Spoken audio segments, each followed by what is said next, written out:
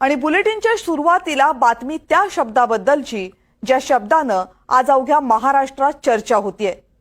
नैतिकता या शब्दाची नवी व्याख्या आज महाराष्ट्रानं पाहिली आहे। राजकीय नेता म्हणून गुंडांच्या टोळ्या पोसायच्या, त्या टोळ्यांना कार्यकर्ते असं गोंडस नाव द्यायचं, मग त्या कार्यकर्त्यांनी हैदोस घालायचा, खंडण्या मागायचा, पैसा जमवायचा, त्या पैशाच्या जोरावर राजकीय नेत्यानं ताकद निर्माण करायची, मंत्रिपदापर्यंत मजल मारायची आणि मग त्या टोळीवाल्या कार्यकर्त्यांनी मंत्रिपदाचा माच करत दहशत निर्माण करायची, अगदी पार लोकांना ठेचून ठेचून मारायचं। मग हे सगळं समोर आलं की नेत्यानं माझा काय संबंध असं म्हणत मंत्रिपद उपभोगत राहायचं आणि मग अतिच अंगाशी आलं तर मंत्रिपदाचा राजीनामा द्यायचा आणि याला नैतिकतेच्या मुद्द्यावर राजीनामा दिला असं म्हणायचं। गुन्हेगारी कृत्याशी नैतिकता जोडण्याची जी कला महाराष्ट्राच्या नेत्यांनी आत्मसात केली आहे ना, त्याला तोड नाहीये। आज धनंजय मुंडेंनी राजीनामा देताना पुन्हा एकदा नैतिकतेची ऐशी तैशी केली आहे आणि महाराष्ट्र शांतपणे पाहत राहिले।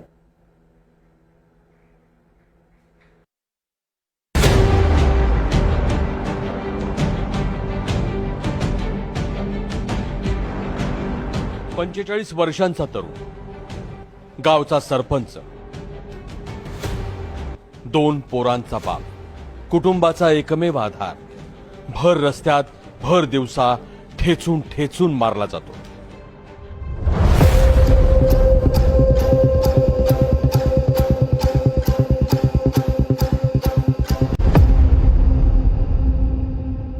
कुणी त्याला काठीने मार मार मारतं, कुणी त्याला विवस्त्र करतं, कुणी त्याच्या छातीवर पाय देऊन नाचतं, कुणी त्याच्या चेहऱ्यावर लघुशंका करतं।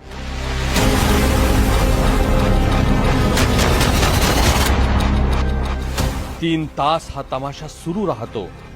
सरपंच तिथंच जीव सोडतो आणि मग सुरू होतं नैतिकतेचं राजकारण। काय खरं झालेलं आहे? राजीनामा झालेला आहे, त्यांनी नैतिकतेवर राजीनामा दिलेला आहे। राज्याचे उपमुख्यमंत्री ज्या मुद्द्यावर नैतिकतेचं सर्टिफिकेट देत आहे तो मुद्दा सरकारी घोटाळ्याचा नाहीये, तर एका क्रूर हत्येचा आहे। अशी हत्या ज्यानं अवघ्या महाराष्ट्राच्या संवेदना सुन्न केल्या। सुन्न झाले नाहीत ते फक्त राजकीय नेते। धनंजय मुंडेंनी आज राजीनामा दिल्यावर अजित पवारांची प्रतिक्रिया हे त्याच असंवेदनशीलतेचं उदाहरण। काय खरं झालेलं आहे? राजीनामा झालेला आहे, त्यांनी नैतिकतेवर राजीनामा दिलेला आहे।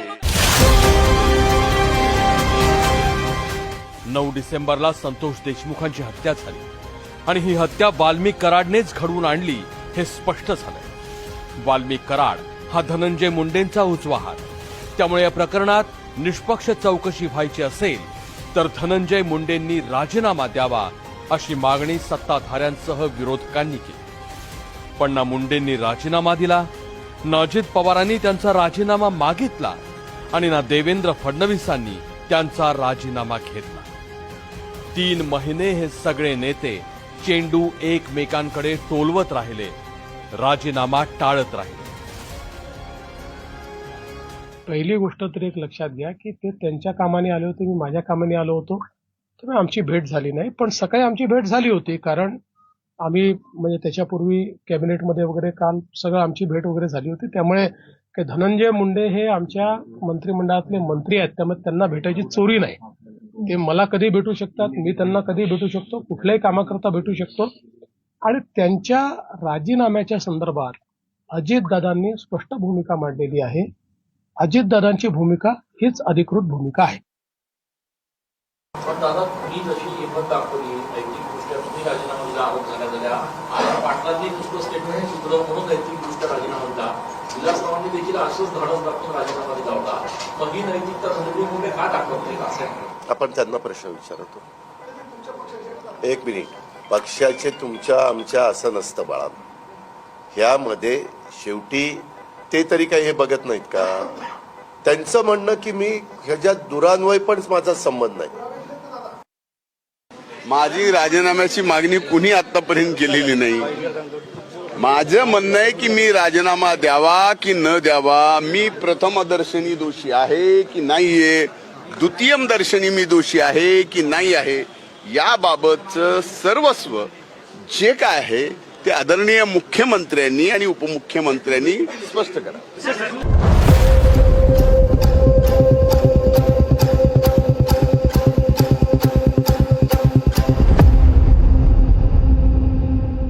सोमवारी संध्याकाळी संतोष देशमुख यांची हत्या कशी झाली याचे फोटो NDTV मराठीनं दाखवले आणि अवघा महाराष्ट्र सुन्न झाला. फोटो पाहणाऱ्या प्रत्येकाच्या डोळ्यात एकाच वेळी अश्रू आणि संताप दाटला. एका रात्रीत महाराष्ट्रात संतापाची लाट तयार झाली आणि मंगळवारी सकाळी उशिरा धनंजय मुंडेंनी ट्विट केलं. बीड जिल्ह्यातील मस्साजोगचे स्वर्गीय संतोष देशमुख यांच्या निर्घृण हत्येतील आरोपींना कठोरात कठोर शिक्षा व्हावी ही माझी पहिल्या दिवसापासूनची ठाम मागणी आहे. काल समोर आलेले फोटो पाहून तर मन अत्यंत व्यथित झालंय. या प्रकरणाचा तपास पूर्ण झाला असून आरोपपत्र न्यायालयात दाखल झालंय. तसंच न्यायालयीन चौकशीही प्रस्तावित आहे. माझ्या सतसत विवेकबुद्धीला स्मरून आणि मागील काही दिवसांपासून माझी प्रकृती ठीक नसल्यानं पुढील काही दिवस उपचार घेण्याचा सल्ला डॉक्टरांनी दिलाय. त्यामुळे वैद्यकीय कारणास्तव सुद्धा मी मंत्रिमंडळातून माझ्या मंत्रिपदाचा राजीनामा माननीय मुख्यमंत्री महोदयांकडे दिलाय. पण धनंजय मुंडेंच्या त्या ट्विटमध्ये नैतिकता या शब्दाचा उल्लेखच नव्हता. आपण प्रकृतीच्या कारणास्तव राजीनामा देतोय असं मुंडेंनी म्हटलं. पण महाराष्ट्रात वातावरण इतकं तापलं होतं की राष्ट्रवादीनं एक पत्रक काढून धनंजय मुंडेंनी नैतिकतेच्या मुद्द्यावर राजीनामा दिला असं सांगितलं. राष्ट्रवादी काँग्रेस पक्षाची प्रारंभापासूनच अशी स्पष्ट भूमिका राहिली आहे की संतोष देशमुख हत्या प्रकरणातील दोषींवर कडक कारवाई झालीच पाहिजे. बीडसह संपूर्ण राज्यभरातील आमच्या पक्षाच्या नेत्यांनी याबाबत अत्यंत ठाम भूमिका घेतली. आज श्री धनंजय मुंडे यांनी घेतलेला राजीनाम्याचा निर्णय हा नैतिकतेला धरून आहे. संतोष देशमुख प्रकरणाचा तपास कोणत्याही दबावाशिवाय सुरू आहे आणि तो असाच सुरू राहून आरोपींना कठोरात कठोर शिक्षा व्हावी ही आमची अपेक्षा आहे. श्री धनंजय मुंडे यांचा या प्रकरणाशी संबंध आहे असं तपासात समोर आलेलं नाही. मात्र नैतिकतेच्या मुद्द्यावर एक जबाबदार राजकीय नेता म्हणून धनंजय मुंडे यांनी राजीनामा द्यायचा निर्णय घेतलाय. राष्ट्रवादी काँग्रेस पक्षाचे राष्ट्रीय अध्यक्ष उपमुख्यमंत्री माननीय श्री अजितदादा पवार यांनी पूर्वीच नैतिक मुद्द्यांवर स्वतः राजीनामा देण्याचं उदाहरण निर्माण केलं होतं आणि या प्रकरणातही त्यांनी तशीच ठाम भूमिका घेतली होती. प्रश्न असा आहे की नैतिकता हा शब्द वापरून राष्ट्रवादी आणि सरकार काय सिद्ध करू पाहते. नैतिकतेच्या मुद्द्यावरच राजीनामा द्यायचा होता तर मग हत्या झाल्याच्या दुसऱ्याच दिवशी तो का दिला गेला नाही. अमानुष हत्येचे फोटो समोर येण्याची वाट का पाहिली गेली. जर संतोष देशमुखांची हत्या अमानुष पद्धतीनं झाली नसती तर नैतिकता आडवी येणार नव्हती का.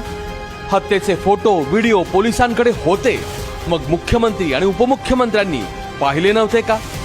जर त्यांनी हे सगळं आधीच पाहिलं होतं तर मग त्यांनी मुंडेंना मंत्रिमंडळात का ठेवलं. कशाच्या बळावर 3 महिने धनंजय मुंडे मंत्रिपदाचा राजीनामा देणं टाळत राहिले. एखाद्या व्यक्तीच्या हत्येच्या प्रकरणात मंत्र्याचं नाव आल्यावर त्यांना मंत्रिमंडळात ठेवताना सरकारची नैतिकता कुठं गेली होती. मंत्रिपदाचा राजीनामा त्यांची तब्येत बरी नाही म्हणून देत आहेत. त्यांच्या सो कॉल्ड सतसत विवेक बुद्धीला म्हणून ते सांगतायत की त्यांची तब्येत ठीक नाही, डॉक्टरांनी सल्ला दिला. मग काल तुम्ही काय फेरफटका मारायला आला होतात तिकडे अधिवेशनात. अरे तुम्हाला लाज नाहीये, लाज नाहीये. म्हणून मी म्हणत होते की या माणसाचा राजीनामा नाही, त्याची हक्कलपट्टी झाली पाहिजे. आणि आता धनंजय मुंडेंना माझा चॅलेंज आहे, मी त्यांची आमदारकी रद्द होईपर्यंत लढणार आहे. हे जे धनंजय मुंडेंचं ट्विट आलेलं आहे हे सगळ्यांनी बघावं आणि वाचावं. त्याच्यात नैतिकताचा न पण त्याच्यात नाहीये, हा पहिला मुद्दा. आणि दुसरा मुद्दा, त्यांनी त्यांच्या स्वतःच्या तब्येतीमुळे त्यांनी राजीनामा दिलेला आहे असं त्यांचं हे ट्विट आलेलं आहे. आय सीक क्लॅरिफिकेशन की नैतिकता म्हणून हा राजीनामा दिलाय का स्वतःच्या तब्येतीमुळे दिलाय, ही विसंगती त्यांच्या मोठ्या नेत्यांच्या आणि ज्या व्यक्तींनी राजीनामा दिलाय त्याच्यात आपल्याला दिसते. काही लोक म्हणतायत की नैतिकतेचा आधार घेऊन त्यांनी राजीनामा द्यावा. मी स्पष्टपणे सांगतो, नैतिकतेची आणि धनंजय मुंडे यांची गाठच राहिलेली नाही. त्याच्यामुळे नैतिकतेचा वगैरे राजीनामा द्यायचा काही संबंध येत नाही. राजीनामा दिला त्यांनी काय नाही दिला काय फरक पडत नाहीये. परंतु जी मगरुरी दिसली ती पुन्हा एकदा दिसली. त्यांच्यातली जी मस्ती आहे ना ती पुन्हा एकदा त्यांनी दाखवण्याचा प्रयत्नच केला. म्हणजे संस्कार काय असते, नैतिकता काय असते, हे मात्र याच्यातून आणखीनही राज्याला दिसलं नाही. आणि बरं झालं, माझ्या मतानं जे होतं ते चांगल्यासाठी होतं. राज्यातल्या लोकांनाही कळणं गरजेचं आहे आणि विशेष करून अजितदादा पवारांना आणि मुख्यमंत्री फडणवीस साहेबांना यांची नियत कळणं खूप गरजेचं आहे. एवढी मोठी घटना होऊन सुद्धा आणखीनही मगरुरी ती अंगात जशाला तशीच यायची.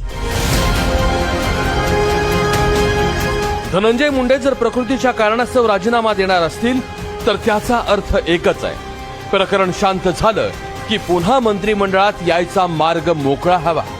जर धनंजय मुंडेंचा हा विचार असेल तर नैतिकता या शब्दाचा त्यांना स्पर्शही झालेला नाही, हे अजित पवार आणि सुनील तटकरेंनी समजूनच घ्यायला हवं. हा राजीनामा फार आधी व्हायला पाहिजे होता. हा राजीनामापेक्षा शपथच नाही व्हायला पाहिजे होती. तर या सगळ्या गोष्टींना, पुढच्या भोगांना कदाचित सामोरं जावं लागलं नसतं. घेणाऱ्यांनी सुद्धा आधी घ्यायला पाहिजे होता, धनंजयनी सुद्धा आधी राहायला पाहिजे होता. या सगळ्या वेदनांपासून कदाचित गरिमामय त्याला एक मार्ग मिळाला असता. राजकारणात काही शब्द सोयीने वापरले जातात आणि वापरून वापरून गुळगुळीत केले जातात. नैतिकता या शब्दाचं राजकारण्यांनी तेच केलं. पण राजकीय नेत्यांच्या राजकारणाच्या पलीकडे एक जग असतं. तिथं लोकांच्या भावना जिवंत असतात. त्या जगात नैतिकता या शब्दालाच नव्हे तर नैतिकतेलाही किंमत असते. राजकीय नेते हे विसरले, पण संतोष देशमुखांच्या अमानुष हत्येचं चित्र पाहून आज लोकांनी आपल्या भावना जिवंत आहेत याची नेत्यांना नीट जाणीव करून दिली. आणि म्हणूनच मुंडेंना राजीनामा द्यावा लागलाय. त्यामुळे कॅमेऱ्यासमोर कोणी काहीही म्हणो, पण मुंडेंच्या राजीनाम्याचं आणि नैतिकतेचं काहीही देणं घेणं नाही, हे मुंडे आणि राष्ट्रवादीसह अवघ्या महाराष्ट्राला माहिती आहे. Bureau report, NDTV Marathi.